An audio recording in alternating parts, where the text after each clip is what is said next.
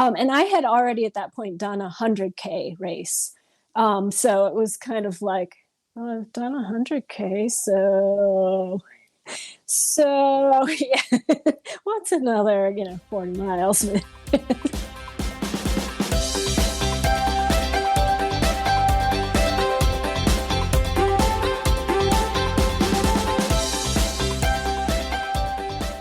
What's up, everybody, and welcome to episode 31 of the On the Runs podcast. We are coming to you. It is late on a Tuesday night, but I'm in my bedroom studio. Erika is in her spare bedroom studio. What's going on, E? Not much, man. Ready to wrap up this episode already, so I go to bed. I feel like that's a common theme around my house. I get tired. I just called you E. I've never called you E. I wanted to say, what's going on, E Ham? That's what I wanted to say. I mean, I have some friends who call me E, some friends who call me Eham. My mom calls me Eck. I don't know. I used to be called Eck because on my... Really? You remember those LL Bean backpacks that would have your initials in them? Oh, and those are your initials. Right. So, my initials are Mine was good stuff. My middle name is Christopher, so it was ECK, and people would be like, "What's up, Eck?" Back in like middle school or something. Yeah, I remember having that. I remember being at summer camp. It was an overnight camp, 2 weeks. It was a blast. We went on this epic canoe trip, and I had the backpack, and my nickname became Eck. But then freshman year of high school, varsity hockey, the captain, his name was Larry Reardon. He gave everyone nicknames on like the first week of hockey practice, and he gave me the nickname Newt. And that's what sticks with me. I love it. That is when Newt was born. And I think the very next day, my nickname was the only one that stuck of all the nicknames. And so I was Newt. And then it was cool. My dad, who you just met yesterday, in high school, he was Newt. Really? So, that's why I was like, yeah, you're going to be little Newt now. And I'm going to start calling your dad Big Newt. Shout out Terry. You were super fun. But that's my brother. My brother's little Newt. And then my sister, she was Lil Newt, like Lil John, Lil Newt. Lil. I love it. So that's how Newt was born. Now I still introduce myself to everyone as Eric, but people like you will call me Newt. Like we'll do an interview and you'll just randomly call me Newt sometimes, and then someone will be like, "Who's Newt?" Honestly, it just slips. I'm so used to it at this point. Calling you Newt for years. God, how long has it been since we met each other? It's 2004, was it? Well, you know what's even crazy is making me feel old. I was reminded of when I moved to North Carolina, which was 14 years ago today, the 24th of October. And it was really? Wow. It was the same day Milan Lucic body checked some guy into the glass, and the glass shattered, right? And I remember listening to the game on the radio when my dad and I drove through the night from New Hampshire to Charlotte, North Carolina. I remember that very well. I'm impressed that you remember all this stuff, man. I remember some weird things, dude. And it's like your parents will obviously say, "Oh, I wish you remembered your schoolwork that well." Yeah, I remember some. I remember like nothing these days. Like it's so bad. I have a terrible memory. I have many awesome memories that I hope I'll never forget. A lot of them are what you just said, back to college, our college days. Which was, so 2000... That was what, 18 years ago? 2004 to 2008. It is currently 2022. So 18 years ago we met. Yeah, dude. Yeah. 18 years crazy. ago at the apartment 60 parties. What a time. Those are a blast. Oh my God. Remember every guy in that apartment's name was Dan? Dan. Yes, I do. And I still I had such a hard time like keeping them like straight, which ones like were who. So if you ask me these days, I'm like, is Dan there Clark, was a Dan Clark, Dan Lay, Megan. And there was a fourth. I don't remember him that well. There's a fourth Dan, I don't know. He did leave My after life like is one full semester. of Dans. I have a Danny, a Dana, a Dan, all of those Dans, a Danielle. Keep piling them on. Need more Dans. Well, too many. Let's lose the Dans for a while. Let's talk about the Jays, because yesterday our buddy Jay Parent was at the 5K, but there was someone else there named Jay we were there for. It was the 5K for Jay yesterday in Chichester. How you feeling after a 5K? I feel so good. That whole day just made my heart sing. Jay was the wonderful guest of honor, and just seeing her face when she showed up, seeing all the decorations and all the people who were there, like she was just floored, and we were just so happy to be there to support her, and you could just feel the love. It was awesome. It was such a good day. So everybody knows about the 5K for Jaye. We've been talking about it for a while. We had Justine and Nicole on our last episode. It was hosted. Justine hosted it at her house, which has the most amazing grass, and no, people, not that kind of grass. We're talking the green grass on the ground. It was like I told Jaye, parent, my old roommate, dude, I'm going to tear up my lawn and start over again. But then Justine's husband was like, nope, you don't got to do that. We got in a little talk about his lawn. Oh my God. The whole place was beautiful. What a spot. It's on top of a hill, so the roads were challenging. Oh, the view. Gorgeous. And the weather, it said 39 degrees when I was driving up. It did not feel like 39 degrees. It was t-shirt and shorts weather. It was gorgeous. Could not have been a better morning. I think Nicole said something like, we've been checking this weather for days, for like over a week, and it just ended up being fantastic. There's a little threat of rain. It did rain later in the evening, but everyone's gone by then. But the spot was great. The views were great. The weather was perfect. It was everything, all in all, it was a perfect day. I agree. So when we got there, we finally got to meet Justine and Nicole face to face. First time, yeah. We got to meet Dave. Yeah, well, officially again, but we got to meet Dave, who photographed the whole thing. He did an awesome job. He took some amazing pictures of everyone running and just the event in general. And oh man, they had so they got to borrow the big arch from Total Image. Christine lent them the giant arch that starts their races. You know what I'm talking about? I know what you're talking about, and man, I'm having a hard time describing it. That thing was a challenge to finish set line, up. The start and finish line. Yeah. Oh man, yeah. Just watching you guys try to do it, I was like, I don't think I'm going to be much help here. A little to the left. Well, none of us have ever put one of those things together before. So we get the fan going, and we're like, oh, we need weights or else it's going to fly around. So then we let some air out. We find the zippers. We put some weights in there, and then it's like the arms are way too close to each other. So it's like spread it out a little bit. That's way too much. Put the stake in. The stake was too far out, pulling too much on it. It was a 15-minute project. It was like a 4-person job. It was pretty impressive, but big, huge shout out to Total Image for all of the help that they did. Just donating stuff like the cones and the arch, and it was awesome. They're such a good company. You mentioned Dave. Dave happened to take a fantastic photo of me. And when I say fantastic, he was able to make me not look fat. I did not have a double chin. Of course, my hair is on point, but then I'm holding both my boys at the same time, and they're kind of smiling, or they're looking, or one had the binky in there. I was like, you sent it to me. And I'm like, that's a great photo. I did. I look really great in that photo. It's like, man, I'm going to have to print that one. I sent a couple to Shauna too, but he's got the eye. He's got the eye for the wonderful photographs. He took like 400 of them that day. 400 pictures. So the story behind that photo that I mentioned of me was I'm picking the boys up. I'm getting down. I'm trying to pick them up. I got one on my knee. I get the other one up, and I'm standing up, and I turned, and I'm looking at Dave taking a photo of me, and I'm like, oh, crap, because I think I'm in the way of the photo he's trying to take of runners. And I turn around, I quickly take a few steps. I'm like, there's no one around me.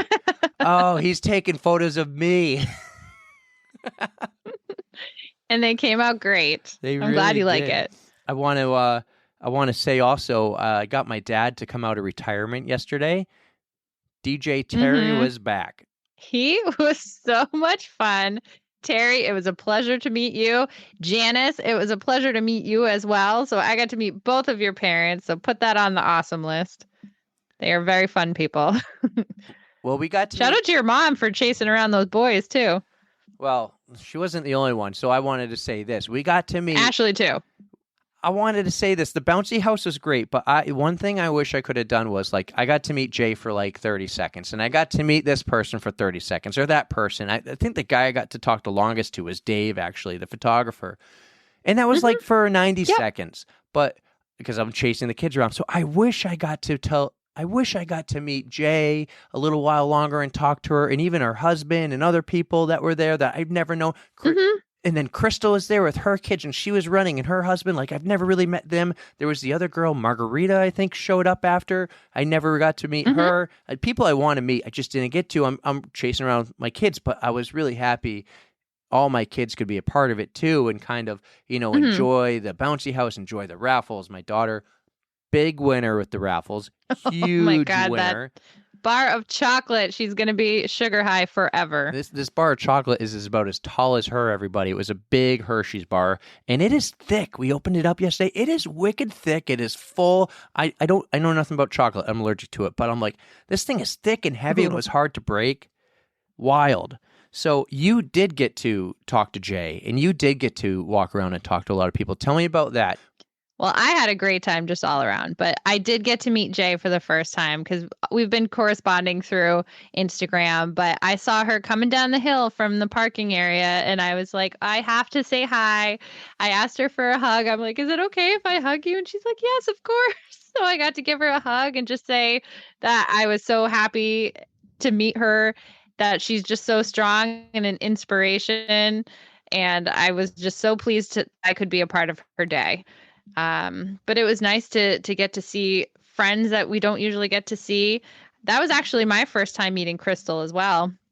And I got to give a big shout out to Maggie Duncan, because she just crushed that New England half marathon. Like, she ran that first and then came over to the 5K afterwards. She qualified for New York City with her half marathon time. No way. And she acted so cool about it. I was like, if it were me, I would have been screaming it from the rooftops. What's the kind of half marathon good for you, time girl. you need? She ran, I think she was targeting like a 134, and she got like a 132 something. I was like, holy smokes.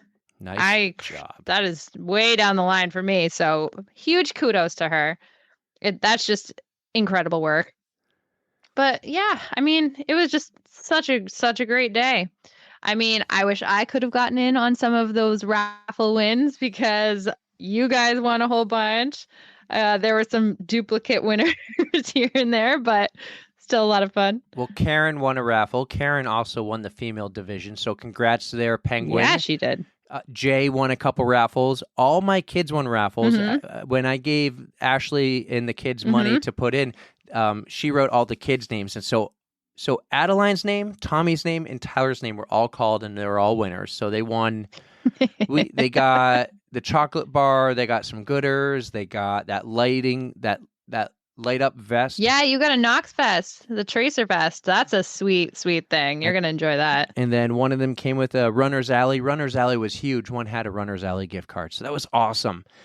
And the cool thing is, I don't think Nicole and Justine are done promoting races and doing this. I think there might be the second annual next year. How awesome would that be? Yeah, they were talking to the police officer who was helping out at the race, and he's like, this was perfect. So I think you guys could do it again, and I really hope they do. I do have to say, I saved a lot of runners from running more than a 5K. I was a hero. Why is that? When I hit the turnaround point, there was a sign that said turn around here. It was knocked down. Some people may have missed it. I grabbed that sign. I sacrificed 5 seconds, grabbed that sign, and I thought I was going to have a hard time placing it somewhere, but that ground was soft, and I just dug that thing into the ground as hard as I could, about a good solid foot, and I saved some people from running extra. So very nice. You're welcome, Erika.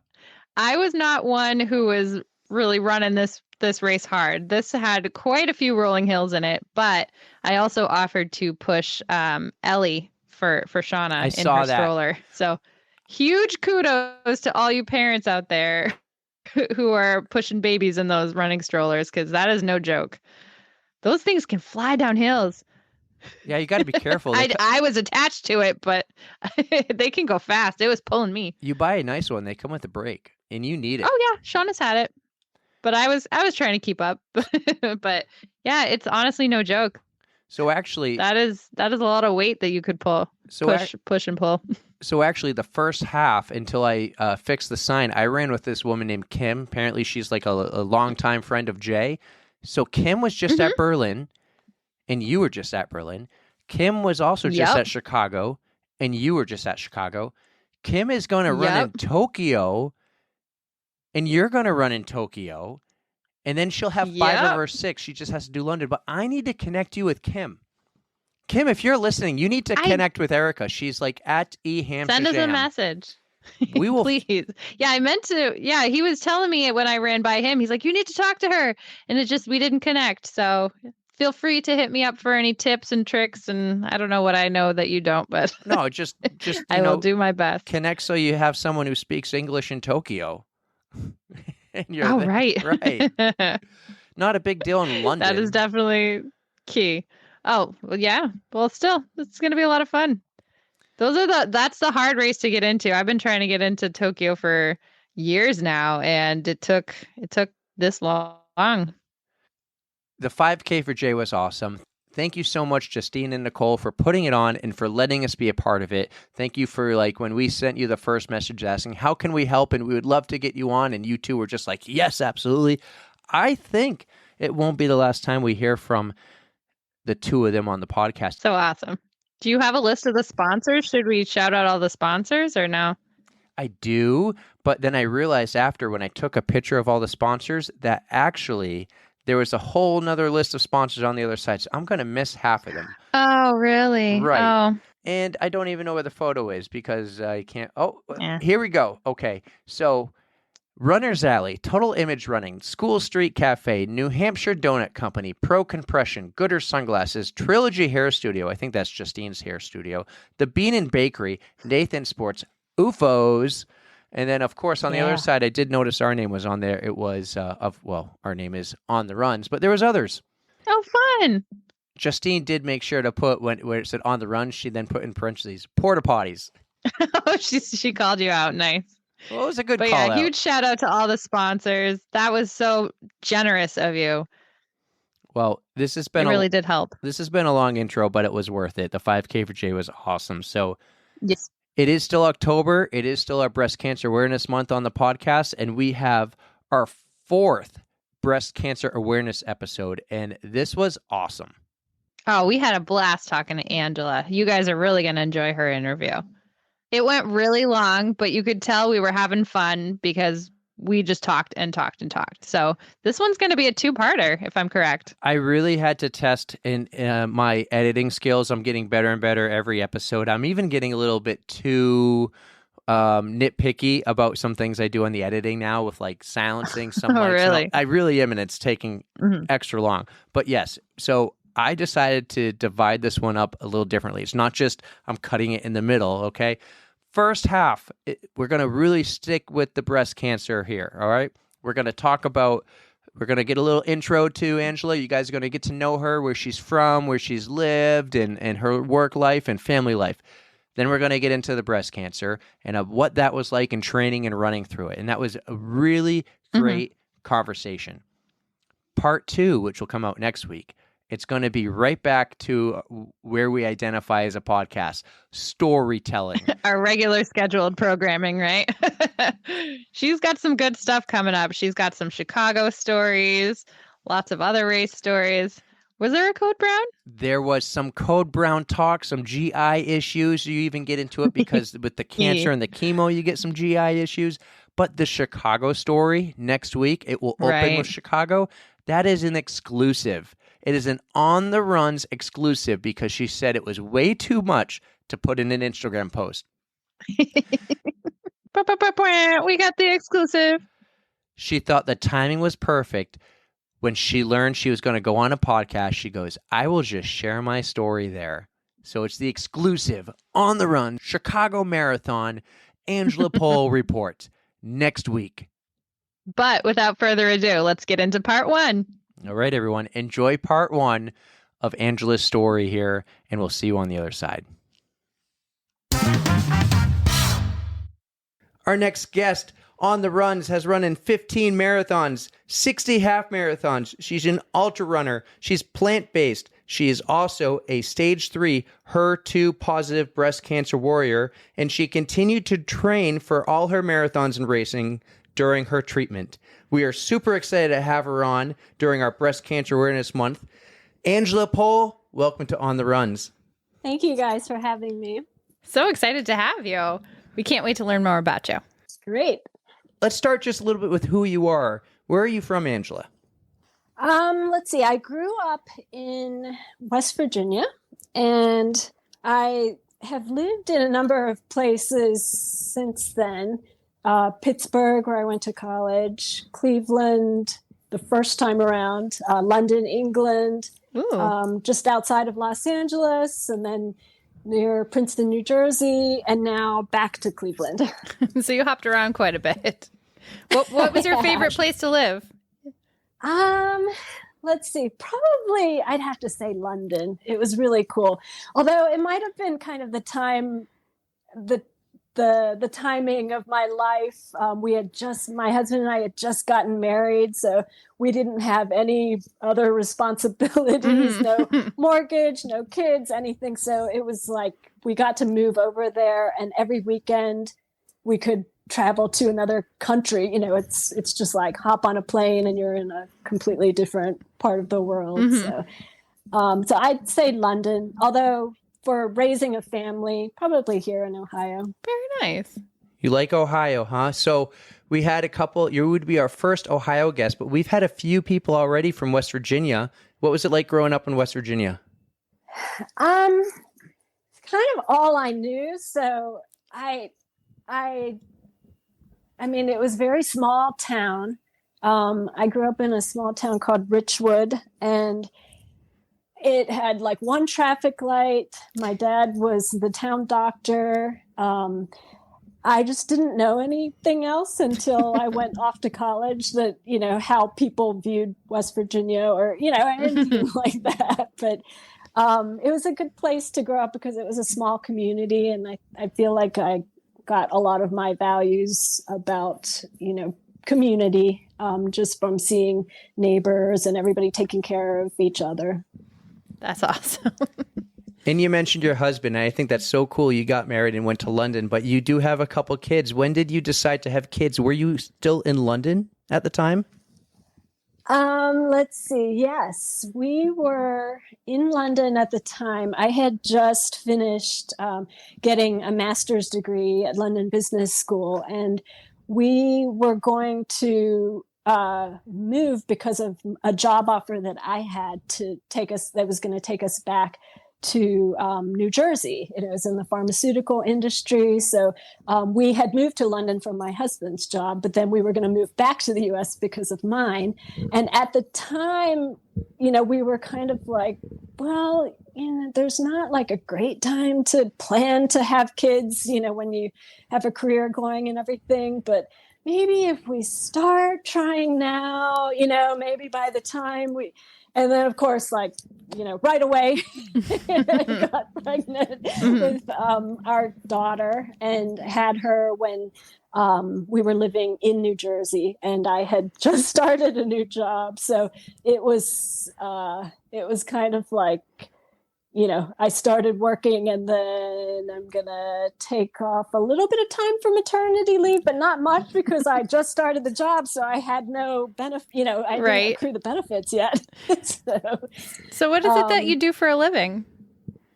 I started off in engineering, actually. And then from there, after I got my master's degree, I went into more like general management and worked for a small consulting firm, and then did just kind of help them build their North American clients. And then with 2 kids at that point, and I was trying to juggle all of that, I wanted to cut back on the travel that I used to have to do.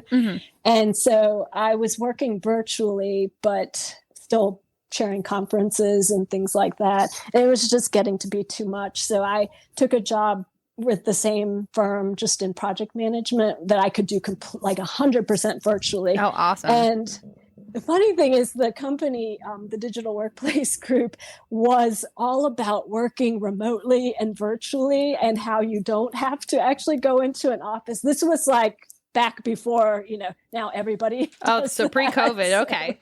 Yeah. And so it was all about like trying to convince big corporations that you didn't have to do that. And then all of a sudden overnight, like everybody was doing that. So for a while I was doing that, and I just kept paring back the older my kids got and the busier it got with them. And then at some point I just kind of left all of that, and then would volunteer with the kids' school stuff. And then also I started getting into running at that point. Okay. And as I did, like I found ways to get involved with the running community, the local running community, like we have a running club, and volunteering for stuff. I ended up getting like a coaching certification. Not that I didn't coach that many people, but I just kind of wanted the knowledge for myself as well. That's great. So I had all these ideas like, I'm going to coach, I'm going to do this. And I was a race director and I, helped with all kinds of local races and putting some on for charity. And then that's when I had started Good Running, which is my nonprofit that was started back in 2016. And then so I just kind of was involved in all things running while I was training for my own running. So still keeping you busy. Wow. Well, I'm glad you brought up running, because we're a running podcast, and I want to talk about how... Oh, that's right. Yeah. I want to talk about how we found you. So a couple of weeks ago, we had Jackie Hellier on, and at one point we followed you and you followed us, and I'm like, this Angela girl seems awesome. Then within 24 hours, I get a message from Erika. Jackie had sent me her profile, and she's like, you need to talk to Angela. And so I'm like, hey, Eric, here we go. We got our next guest. We got to line her up. And I'm like, I just found her too. That's great. Around that time, you were getting ready for Chicago. Erika was getting ready for Chicago. That after you guys contacted me. Right. I'm so bummed. I never got to meet up with Jackie in Chicago either, so it was kind of a bust. I didn't get to see many people at all. But you got to meet up with Jackie. Oh, I'm so jealous. And that was one epic hug. Oh my gosh. You guys, I don't know if she showed any of the video that was taken, but that was only one of probably about 20 separate hugs that we gave each other. There were a lot of tears when we met. So how was that the first time you met Jackie? In person, yeah. Okay, so tell me your relationship with Jackie then in the past, however, couple months, because you both had HER2 positive breast cancer. So I was introduced to Jackie by the host of another podcast, the For Your Run podcast, Sean. Yep. Is good friends with Jackie. And I think he had been following me. I don't know if he only started following me after I had shared about my breast cancer, or if he was just following me as a runner, because we follow each other in Runstagram. And when his friend Jackie did get diagnosed, I think she was about 6 months after me, I want to say, when she was diagnosed. But I had already been sharing what I was going through, and he immediately was like, you have to talk to Angela, and he introduced us. And so we were just basically DMing on Instagram back and forth for the longest time, or leaving each other like voice messages.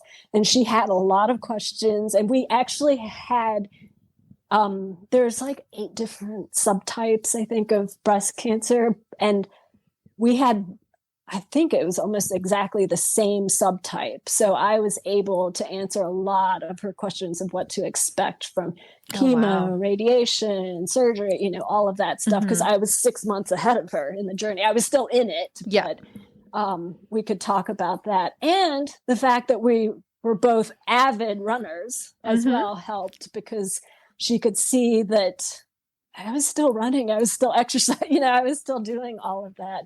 And so I think I was able to at least give her some hope that it wasn't just going to like all end because of breast cancer. So a good inspiration and a good support system. That's wonderful. Yeah, I think, and she has supported me back as well. She's like the best cheerleader for anybody. And so, along our parallel journeys, I guess, like we've had ups and downs and just kind of like, talked with each other, because it's somebody that can really like relate to the stuff that really sucks. And even, things like, will my running ever come back to where it was? Just things like that, that other people wouldn't necessarily understand. It goes to what we've mentioned a lot lately, the running community. It's tight even when you're a couple 100 miles away. Yeah, distance doesn't matter. And I love all things running community, whether it's our local running community or the whole, like, discovering Instagram and meeting people and cheering them on in their training, especially if you're training for the same race, and then getting to meet them like after you've seen the ups and downs of their training. That's just like one of my favorite things. Well, Angela, we are here for another reason too. This is October. It is our Breast Cancer Awareness Month. And we found you again through Jackie and Instagram. So the year is 2020. Everyone is going through COVID. We're in a global pandemic. 2020 is now coming to a close, and we can't wait for 2021. And all of a sudden, you have your next big event, which you called it on Instagram, your next race, your next challenge. Yes. So on January 4th of 2021, I was diagnosed with stage 3 HER2 positive breast cancer. And I know now that it was probably growing for maybe years, actually. I don't know really how quickly these things grow. Yeah. By the time like it's big enough that you feel it, it might have been there for years. Wow. That's what I'm learning now.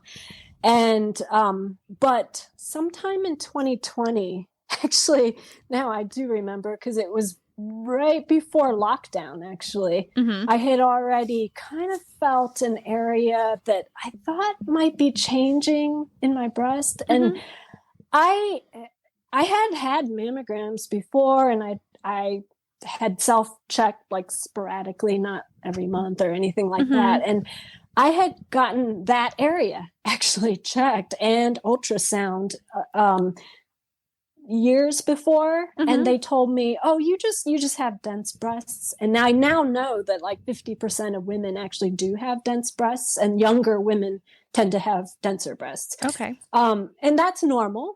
But what happens is when you have a scan, especially a mammogram, it can obscure the view. Like everything just kind of shows up white. And so it can be easy for them to miss something. Okay. So it is, I don't know for a fact, but it's possible that when I questioned it before, there might have been the start of something.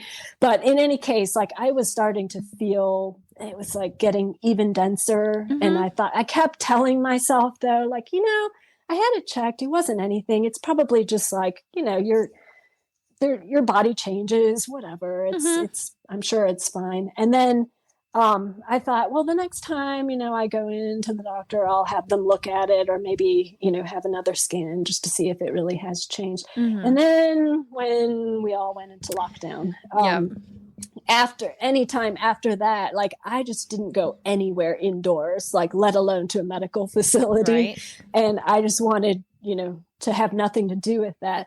But kind of during 2020, like it was still changing and it was bothering me. And it was like, I do need to get it looked at, but you know what? I'm just going to wait till there was always something I was telling myself. I was going to wait till this. I'm going to wait till after the half marathon. I'm going to wait till after my marathon, and then I'll like get everything checked out and everything in the downtime. And I think it was like after I basically like had PRs in every distance in 2020. Oh, like, yeah. My running was going so well that I think I used that fact to convince myself it's a form of denial, but I convinced myself that like, it can't be cancer because you can't have cancer and be PRing and running the best of your life. Right. Yeah. Like, so that's kind of what kept me from getting it checked, because I thought there's no way, Yeah. So you feel so good. Exactly. It wasn't bothering me. It wasn't stopping me from running or anything. So I thought it could wait. And so when I finally did get it checked out and then diagnosed and, I went through all of that, I half wasn't surprised, because it was always in the back of my head that's, if it is, then it's really bad at this point. But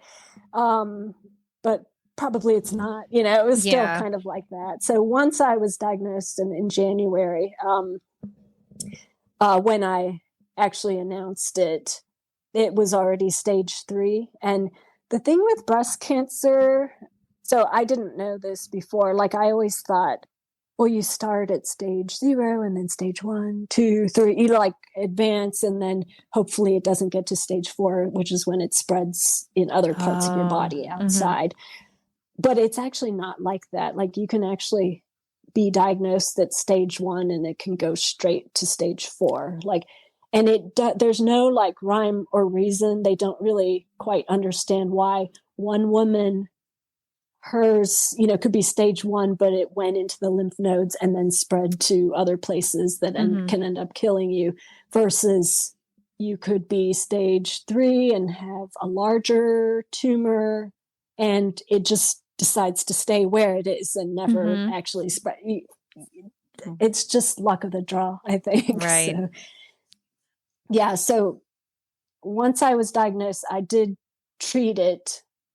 I decided to treat it like I treat any race that I would be starting a new training cycle for, because that's what I know. Like, that's where I have learned a lot of of my mental toughness, and all of my experiences have come since I've become a runner. So I thought that I would have the best shot if I kept my mindset strong and just treat it like a very long, like unknown race that I'm going to go through.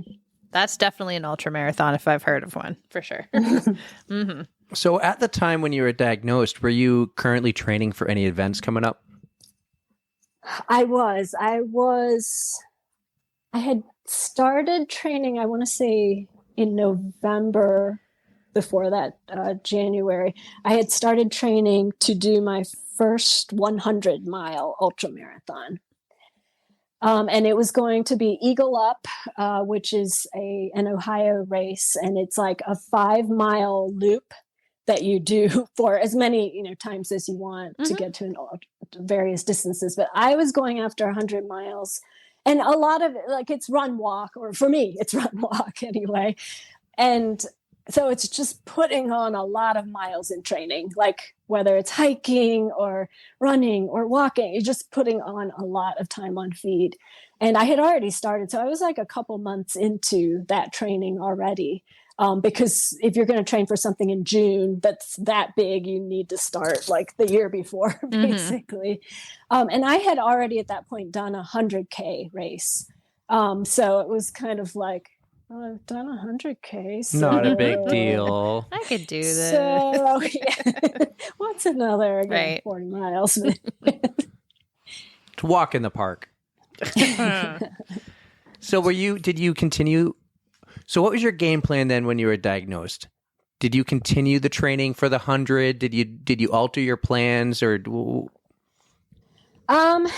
At the time that I was diagnosed, and then I found out, because not everybody goes through chemo, not everybody goes through radiation. Like, it all depends on you individually, the type that you have, how aggressive it is. Mine turned out to be very aggressive. So I wasn't sure, like, do I keep training? I just didn't know. So once I found out the treatment plan, and I learned that I would need to do like the very aggressive type of chemo, then I just kind of like put any of that on the back burner, because I had no idea. Like, I didn't even know if I could run, period. Right. So how your body's going to respond to all the treatments and yeah, exactly. I do know that they recommend that you exercise during chemo now, and radiation and, after surgery recovery. Like it used to be, it's not like in the movies, where it's like, well, I guess it can be like this, but I just always thought, oh, chemo, okay, so you lose your hair and you just stay in bed all day and you can't like move or do anything. So I was prepared for it to be like that. And I treated my like tracking all my side effects and like testing out different testing out like different drugs that you can use to combat those side effects. Like I had this huge journal that I kept that was kind of like my running log, where it's like trying out your gels, trying out your hydration, like, okay, this worked for that one. So I kind of did should have used that thing. in Chicago. Exactly, right. So I kept that for my chemo sessions, and it was actually really helpful because you get like similar side effects each time if you're having the same drug. So then the next time I could be like, well, that didn't work. Let's try, something different.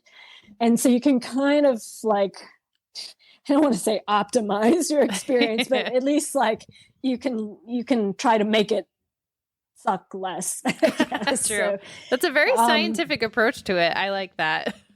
Yeah, I think that's just based on like, because I used to be an engineer, like I always have to be optimizing something, whether it's my running or my chemo experience. Right. So I ended up doing the chemo, and originally like, okay, I could still run during this on certain days. Like it was like a 3-week cycle for me. So when I took the steroids, which is like corticosteroids, to control like, so you don't have an allergic reaction, I felt awesome during the, the days, even around treatment. Like I would come back and I couldn't even sleep. I was so energetic on the steroids. But then once those wore off, like then it like really hits you, and then you're extra tired and achy and not feeling well. And I had a ton of GI issues. Oh, so no. This was actually new for me because, yeah, I know you guys love talking about poop, and runners like poop stories. So, and I actually learned through being in a bunch of cancer Facebook groups that cancer patients love talking about poop too. So it was working.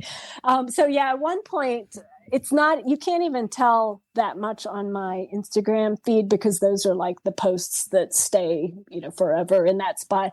But I always post a lot of daily stories. And so people who followed my stories know, like pretty much I talked a lot about like what was going on the GI front. And, it was, I guess everybody's reactions to even the same chemo drugs can be different.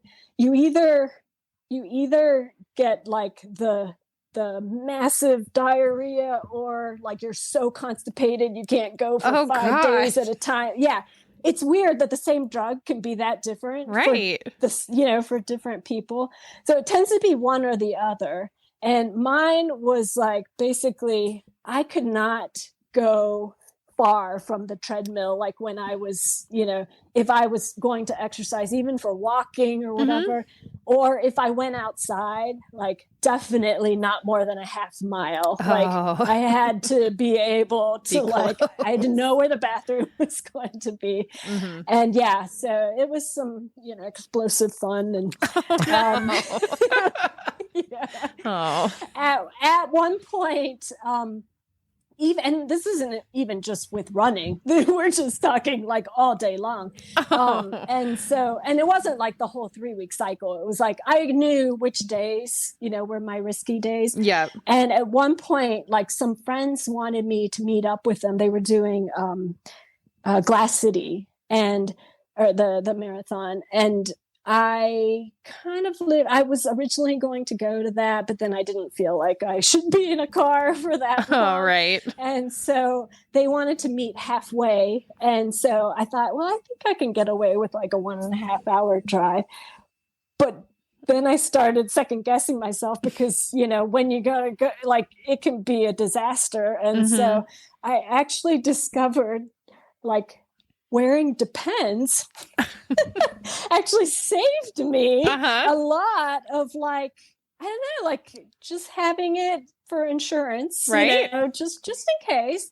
And then I actually started, like, sometimes I would wear it when I was running as well. Okay, because you it was gotta do what you gotta do. It's not, yeah. So that was like one of my hacks, I guess, for how I was able to continue to walk. This is a good tip, everybody. If you got a little problem, grab some Depends. It's a good tip. You got to be prepared. I mean, and chemo's not the only reason people have stomach issues. So I did think, like, what if I've hit upon, like, the secret to ultra running or something, like, I could take this, I would much rather wear that than poop in a bush somewhere. I don't know. I haven't had to do that yet, but I don't know. I feel like that would be preferable.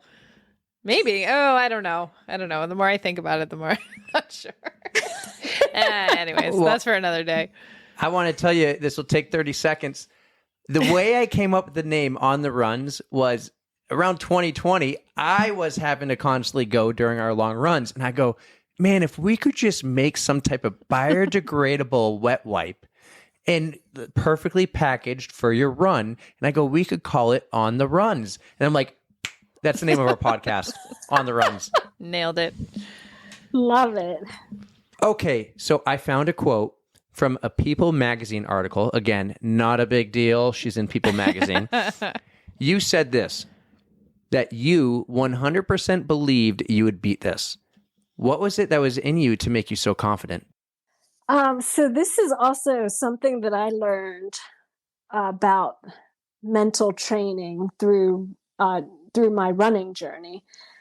So I, for the longest time, could not figure out, like, how are people so confident, when they're going after a goal and they just, I mean, not everybody is, of course, but, like, you hear the advice is like, you've got to believe in yourself. You've got to, you have to go into it with confidence. Because if you already are going into a big race and you just have so much self-doubt and you don't think you're going to make it, I don't know if I can do it. You're probably not, like, unless everything, like, magically comes together. But if you already in your mind believe that you're probably not going to, or only if this and this is, happens. But I just could not figure out how to, like, make myself believe in the run. This is with running. And so from, I want to say 2019 or 2018, I started, like, really studying all about mental training and running and sports psychology books. And I listened to every podcast I could, come across where they talked about, like, how to get mentally tougher. And one of the concepts that I learned about that was kind of game changing for me was that believing in yourself is not, like, just this state of you either do or you don't. You either are confident or you're not. It's not like that. It's actually a decision. It's like something you can control. You're in control of this. And so believing in yourself and feeling confident is something that you have to actively practice, and you have to actively do this. You can't, it's not like one day I don't, and then the next day, okay, I decided I'm going to, and now I believe, I'm going to hit all my goals and, I'm going to beat cancer and everything. So in order to get there, like, you have to consciously, like, look for, I mean, it's cognitive biases, but you can choose to focus on negatives and, like, all the reasons why you're not going to get that race goal. Oh, I missed that long run. Oh, I didn't hit my paces, in that one split. So I'm sure that's going to derail my whole race now. You can nitpick, you'll find a million reasons not to believe that you're going to get that goal. But you can also find the opposite. You can keep looking every day, like actively looking for reasons to believe that it's possible, that you can do this.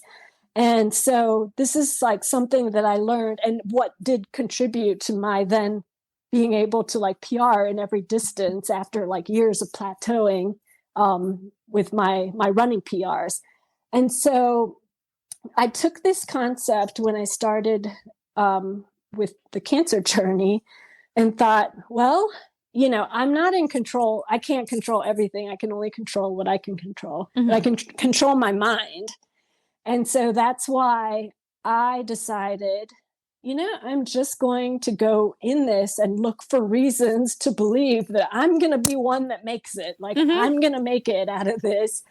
And I will share my story. And it doesn't mean like you can just believe yourself into a cure, or something like that. Like sometimes it's not the patient's fault if the drugs don't work, or anything like that. It's not because they didn't try hard enough or, suffer hard enough or something like that. But I can at least control like trying to feed my mind with like the positive reasons why I'm going to make it through this. And, I just kept putting it out there for myself, mostly, to get myself through all of that. But then in doing so and like writing my own pep talks and things like that, I found that I was able to like help so many other women as well in the cancer community that were going through it. And I learned all of that through running. So that was like one of the things I wanted to do, is like share how what I learned from running like really helped me through the cancer journey. That is so well said. Thank you. So you find out you have cancer in January.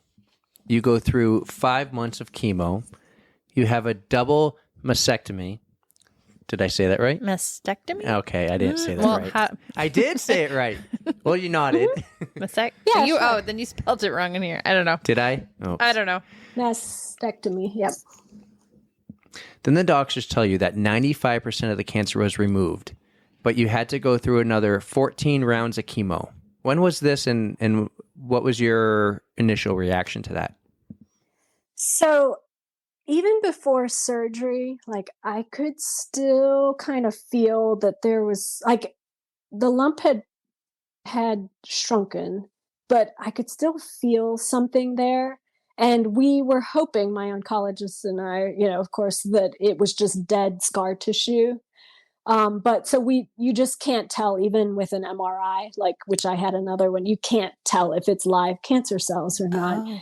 Oh. So when they removed what was left, so they removed all of that, but they did find that there was still 5% of active cancer cells, like that were still left of the original tumor. And the problem was it had already invaded through the chest wall and had been attached to my rib bone. Oh. So that's why it was stage 3 for me. And so unfortunately, the active part that was left and still alive of the cancer was the part that was attached to the rib. So they, like, usually when somebody has the cancer removed, you hear like, oh, we got clear margins. That's great. And then you feel good about that they got a good margin around it. So they got all the cancer cells. Well, mine actually was not. Like, it said that they couldn't get clear margins because it was on the rib. And I don't even know, like, can you even have your rib removed that's like protecting your heart? I don't know. Oh God, I don't know. Yeah, but they said that that's what the radiation would then help take care of. So the radiation, like, they described it to me like think of a kitchen sink and you're trying to like clean out all the, just like all the scraps and stuff. So that's like the chemo, like maybe you like use some disinfectant or you scrub it with the soap. The radiation is like bleaching it. So like really bleaching the kitchen sink to make sure that if there was any microscopic, left on the surface, that they really like just wipe it all out. Now, because there was still active cancer left after 6 rounds of like super, super aggressive chemo, no one knows, like, could one cell have escaped into my bloodstream? Because it's not going to show up on a scan until something has like, taken root and then grown and multiplied. Yeah. So I didn't have any sign that it had already done that, thankfully. So it wasn't stage 4 that anybody can tell. But because there was still some left after that aggressive chemo, there's a higher chance that it's just like in my bloodstream and just kind of like waiting to take hold somewhere. Yeah. And then once it does, that's the kind that can kill you, because it could set up in a vital organ or your bones or your brain or whatever. Yeah. So that's why they said, okay, we have this other drug. It was actually only approved in 2019. That's how new some of these research drugs are. It was only approved in 2019 for like earlier stage, non-stage 4 cancers. And but it's every 3 weeks, and it's not as aggressive, or you don't have as many side effects, thankfully, because a lot of the new drugs that they have use immunotherapy. And so they like really target cancer cells, and they've figured out how to like just target the HER2, protein. And like, so it kind of hunts down and then finds any that are circulating in your blood. And then it injects the chemo only into those. And that's why my hair has like grown so much, even though I only finished that chemo in June. So you don't lose your hair for it. And they are doing trials for some women that are newly diagnosed, if they have, say, like a smaller cancer. I believe that there are clinical trials now where you can choose to have that first instead of the old chemo that they've been using since like the 1960s that like wipes out everything and then you rebuild from there, which is the first one that I had. So hopefully one day there'll be a vaccine and no one will have to like deal with any breast cancer. But until that happens, hopefully there will be these other drugs they'll find that can be more targeted, and then women won't have to go through the kind of chemo that Jackie and I both went through. That because chemo itself and radiation can also cause other health issues like cancer down the line, and so you don't want that unless you absolutely have to save your life. So understandable. It's a poison, isn't it? Like it's killing the cancer, but it's killing other, like your other cells, and it just makes you. I think Jackie said she had to deal with like tingling and like in your fingers, and just those side effects do not sound fun. Jackie mentioned like it was very uncomfortable for her to wear a sports bra and at times run just because of where the radiation was. She had radiation like there, and so that was a tough part for her. Yeah, my radiation, I had like a wide, they did like the whole chest area on that side plus my armpit, because like they have to remove some lymph nodes as well. And so I had like from the neck down to my ribs, like was all irradiated. So yeah, I actually, so here's the thing, like I did not opt for reconstruction. Like, and that is not a well-known thing in terms of options. Like a lot of women don't realize that you can opt not to have implants, because their implants themselves can cause issues as well. And it's not guaranteed that they're going to take, especially if you have radiation. Like, you can get infections, you can, there are issues. And I personally did not want, a bunch of additional surgeries and then have to take off like 6 weeks after every surgery, because I have running goals to continue with. And I decided and thankfully my surgeon listened to what I wanted, which, there's kind of a movement toward, they call it as aesthetic flat closure. So that just means they just kind of they take them out, they take out any breast tissue that's left, and they just kind of sew you across. And that's just it. And it's actually the recovery for me was very fast after surgery. I mean, days after the surgery, I was ready for the drains to come out, and my surgeon actually told me, like, my surgery was 3 hours long. And then I went home like right away after a double mastectomy surgery. Yeah, I did not expect that to happen. Mm-hmm. And she actually told me to actively recover. And that was another thing that I always thought, like, oh, you have surgery, I'm going to be out for like 6 weeks. I can't move my arms and I'm just going to be in bed. So I had called my parents to come up to like just help around the house or help me, in case I can't get dressed or anything, just to help out. And for me, it's not like this for everybody, I'm sure, but like, I think because I didn't have like reconstruction and a bunch of other stuff going on, it's actually pretty simple. And my surgeon, like a week later, told me I could start running again if I wanted to. Okay. And everything was still kind of sore though. So I waited 2 weeks, and then I started, training again. But so I did not have that issue in radiation where like the sports bra rubbing against the raw skin, because I don't have to wear sports bras anymore. There you go. Positive thinking there. Mm-hmm. Well, you mentioned your parents. Let's talk a little bit before we get back into running and running without a sports bra. Let's talk about your support system. Who was there? Did people help take you back and forth to your treatments, or did someone come after and go for walks with you?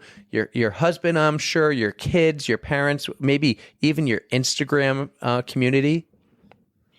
Yeah, so one of my friends coined like hashtag Team Ange. So that was kind of like anybody who was supporting me, whether it was in person, coming to chemo sessions with me, which I luckily was able to bring one person with me to each session. Some of them I just went by myself and it was fine. And then others, like a friend would come with me. And I had so much support during this, whether it was from my husband, my family at home. My parents lived from afar, but my mom was always texting, checking up on me and everything. And some very close running friends would actually like come and walk me. So that was just like, if I wasn't feeling well, but I needed to get out of the house, like they would come walk with me. And it was mostly just in my neighborhood because I had to stay close to a bathroom. And, but it was nice. It was just nice to like, that was my social life, besides online. And I just had like so many people, so much support, and usually around like any milestones, like the surgery or like the start of chemo or finishing chemo, but then finding out I needed more chemo, it was just like usually around celebrating milestones, just like with races, like you have your goal race and then you cheer each other on and then like, yay, congratulations kind of thing. But Team Ange was there for me through all of this. And even like if I would come out to just like do a local 5K, like there were people that were wearing their purple Team Ange shirts and like they would, and I'm so much lower than I used to be, but they would come back after they finished their race locally and like run me in at the end. And it was just like, that was so cool.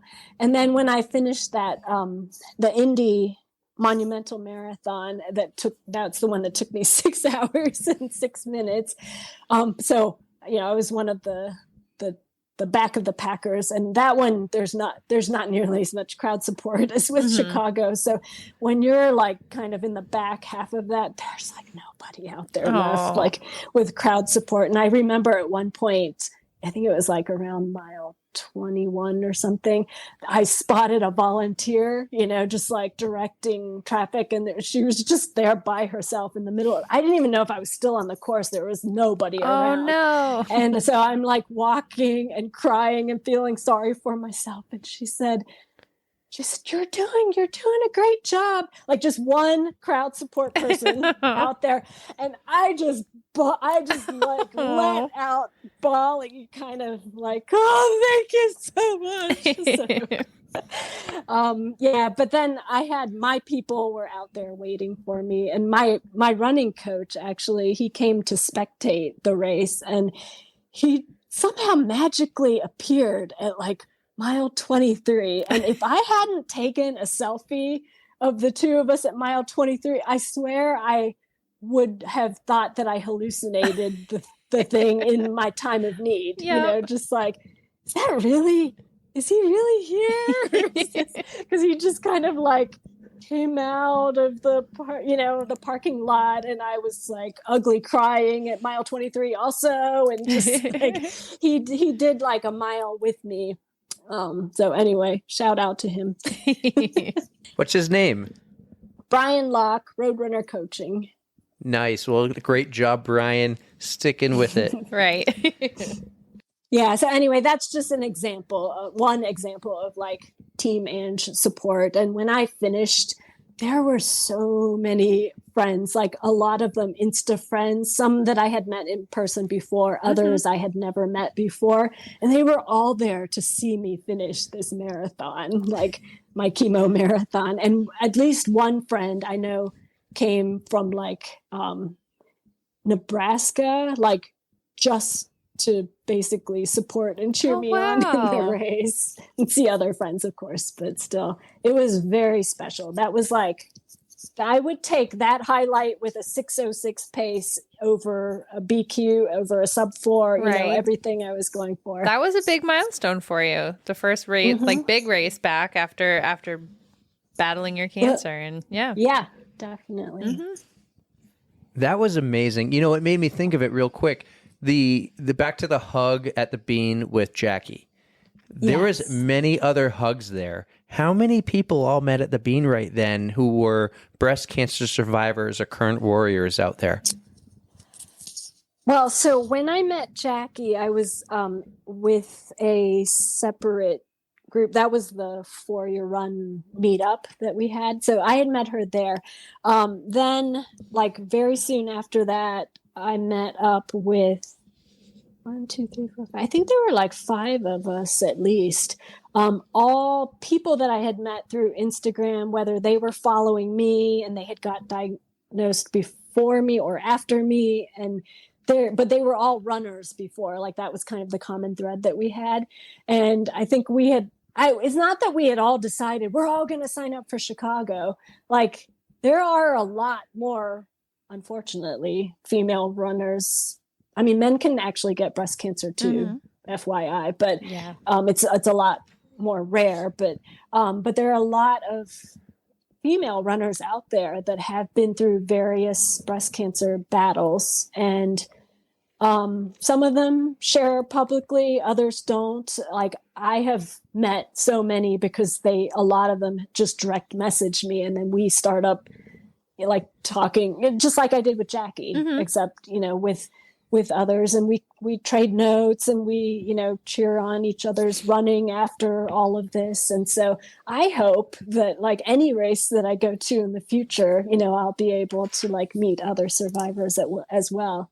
And we did meet at the Bean, and it seemed like every running group was meeting at the Bean because it was really hard to find anybody. All right. Thank you, Angela, for sharing your breast cancer stories with us. I'm so disappointed I didn't get to meet you and Jackie and get some big, awesome hugs at the Bean. That is like my biggest regret. That's right, because Jackie connected us just before Chicago. So or she mentioned it. She didn't connect us. She mentioned you need to meet Angela and have her on, and she'll be at Chicago. So you were kind of thinking like, oh, I'll get to meet her then and talk to her. And you didn't get to, so that's when we reached out to her on Instagram to get her on. Exactly. So I'm glad we still got to meet in some sense, but I'm just sad I didn't get hugs from everybody. There were so many hugs on the Instagram. Oh my gosh. And she said like, I probably would have cried. There was probably only 5 she said that you saw in the reel, but she goes, there was like another 25 after that. They were great. The guy who connected them he's on another running podcast. I think it's called For the Runs. Mm-hmm. He connected them, Jackie and Angela, and that was awesome. He knew one of them and saw the other one's story, connected the two of them. They have the same type of variant of cancer, the HER2 plus positive. Mm-hmm. So that was awesome. Really, really happy we got her on. And I think next week's episode is going to be a joy to listen to, everybody. You're going to really enjoy some stories here in the Chicago exclusive. Let's just say this. You might run 1 marathon or 100 marathons, but you can always really screw up some fueling issues. It's very, very easy to do that. But before we move on to our cool down section or our ending here, I just want to say thank you to all of the virtual runners, Angela and Jackie included, who ran virtually for the 5K for Jaye. You guys are so awesome, running wherever you're from, all over the country. And your support just means so much. So thank you for doing it virtually and sending your support. That's right. And we were maybe a little unprepared to do our warm up, but we forgot to mention there was close to 150 total people that registered, whether they're in person or virtual. That number might have gone up actually, but Justine made a post today, and I wanted to mention this. We raised, and when I say we, that's everybody, $5,344. Remember, all that money goes to Jaye and her family. So How amazing is that? Round of applause, everyone, for helping out, registering for the race, running virtually or not, making donations to just the Venmo, doing the raffle, putting some money there to help her out with any type of emergency bill, any random medical bills. We all know health insurance sucks. It's always a pain in the ass, too. Mm-hmm. Like, they always try to get every little bit back. She can use this money for whatever. So, round of applause, everyone. Thank you very much for helping out during the 5K for Jaye. Well said, man. Well said. I know we're missing a lot of people. We're not forgetting to thank a lot of people. Again, it's late. It's Monday night. We're getting this in, but the whole thing was awesome. I'm really happy we got to be a part of it, and I hope locally this running community can continue some type of fun, small event like that and help the people locally in the area who need it. I agree. I'm really happy we were a part of this. I'm glad you jumped on board right away when I said, Erika, let's do this. Let's run the race. And that was long. You know I'm in. It was long before we knew we were going to be a part of getting Justine and Nicole on and even like buying porta potties, any of that. We just thought we were going to show up and run. So yeah, absolutely. Very, very honored that Justine and Nicole let us help out and be a part and include us in having them on to help promote. And Jaye was super awesome, and just like we didn't even ask Jaye, like, are you cool with us doing that? Randomly, I just sent her an Instagram message around the time we interviewed Justine and Nicole, and she goes, "No, absolutely, this is awesome. Thank you so much." So she was awesome. Next time when I'm not chasing the boys around, I hope to get to talk to everyone more. And when I say everyone, I mean like everybody. I wish I could have talked to people more, but it was also one of those events you'll learn, especially when you're hosting an event. And we weren't hosting, but like for Justine and Nicole, they were hosting, and you got to talk to everyone, and you feel like you never talk to everyone long enough. And that's always the case. Yeah, I've had that before.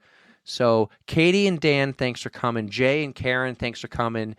Shauna, thanks for coming with your baby. You know, those are some of our friends, some of the people, the Penguins and some of the original Breakfast Club. They jumped right on board too. So that was our little group. It was really nice to have them all jump on board and just say, absolutely, we'll be there. So Sarah Halleck did it virtually. Jackie and Angela for doing it virtually. Yes, she did. Lena did it virtually. Other friends we know did it virtually. So that was fantastic. So everyone who was a part of that, amazing. Thanks so much for doing that. And on that note, we're calling it a night. Yeah, I say we call it a night. It is late. So listen, all you who are following us, thank you so much. If you're not, you can follow us on Instagram. We are at On The Runs.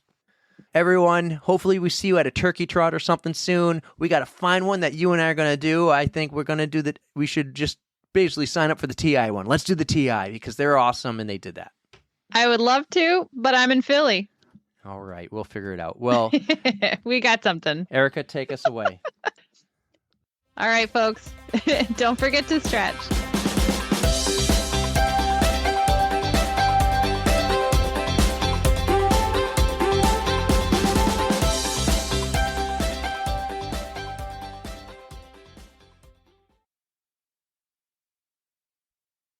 So I'm like, all right, I'm just gonna be like, yeah, we're going to Florida, and I got airline, like, whatever. This is going nowhere. We got to end this podcast. Sure. Yeah, I gotta go to bed. We started with all the raffle prizes my family won, and we're ending with the airline tickets I won. This isn't the Dude, if it were me though, I would totally be like, suck it, nerds, I win.